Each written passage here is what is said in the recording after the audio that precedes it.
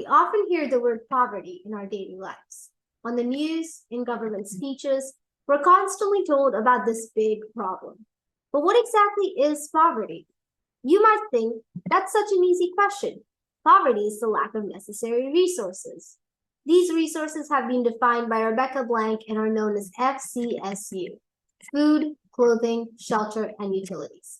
And in recent years, technology and internet. Because we need money to buy these, poverty is generally correlated with a lack of money. So that's it, right? That's the definition of poverty? No. Poverty should not only be classified by the lack of money, but also by the inability of a person to obtain enough money to lift himself out of poverty, by his or her lack of abilities necessary to break out of the poverty cycle. This means that poverty should not only be defined by the lack of money, but also by the lack of resources necessary to break out of the poverty cycle. One of the most important of these resources is education. A good education significantly raises a person's chances of getting a job that pays them a sufficient enough wage to lift them out of poverty. These chances increase the higher the level of education that person obtains. This means that a good education, at least to the high school level, is an essential element in enabling a person to break out of the poverty cycle. Other important elements are daycare, financial literacy, and legal rights and protections. Access to daycare ensures that parents in poverty can dedicate enough time to earning money without worrying about finding sufficient care for their children. Financial literacy is essential in understanding how to manage finances, save, and make informed decisions about money. Legal rights ensures that no group is unjustly discriminated against, impairing their ability to break out of the poverty cycle. So if this is poverty, then how is poverty measured?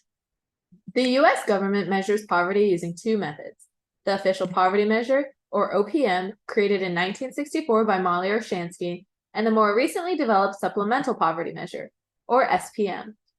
The OPM is measured in gross annual pre-tax income, and the threshold is set at 3 times a thrifty basket of food, adjusted yearly for inflation by the Consumer Price Index and for family composition. The threshold for the OPM is around $14,000 for one person and around $27,000 for 4 people. The SPM was developed as an improvement over the OPM. It is measured in gross annual pre-tax income, plus non-cash government assistance programs or in-kind benefits, and plus near-cash benefits, less non-discretionary expenses. The SPM threshold is set at 1.2 times 83% of the median household income. Robert Rector is a research fellow at the Heritage Foundation that disagrees with the SPM threshold. In an article he published in 2011, he argued that poverty data in the United States inaccurately reflects the true conditions of those in poverty, and that the conditions are a lot less drastic than what people imagine. His prize statistic is that 99.6% of households in poverty in the United States have a refrigerator. He believes that public policy is guided inaccurately because those in poverty have all the amenities they need and more, hence why the SPM threshold for poverty is too high. However, there are several flaws to Rector's argument. His argument does not analyze or even consider some very important factors regarding the amenities that are found in poor households. To address his price statistic, the presence of a refrigerator doesn't indicate what size the refrigerator is, if it functions properly, or if there's even food inside. More importantly, because most people in poverty rent their houses because they cannot afford to buy one, and most rented units in the US come pre-furnished with a refrigerator. The implicit argument, therefore, that households can afford refrigerators and therefore other things does not take into consideration where the amenities were acquired from. There is also another approach to measuring poverty, invented by Amartya Sen. The capabilities approach believes that the freedom to achieve well-being is of primary importance, and that well-being should be understood in terms of people's capabilities and functioning. Capabilities are the freedoms and abilities that people have, and functionings are those freedoms and abilities come to life. For example, consider that you have the ability to have a career in math and in music. You have always been good with numbers, and your schooling nurtured that. You were also born with a wonderful singing voice, which you were able to perfect with the extracurriculars that your parents enrolled you in. However, because you love math, you chose to work towards that career path. This means that you had the capabilities to have a career in math and in music, but your functioning was having a career in math since that was the capability that you realized. Martha Nussbaum expanded upon this approach by creating a list of what she considers essential capabilities.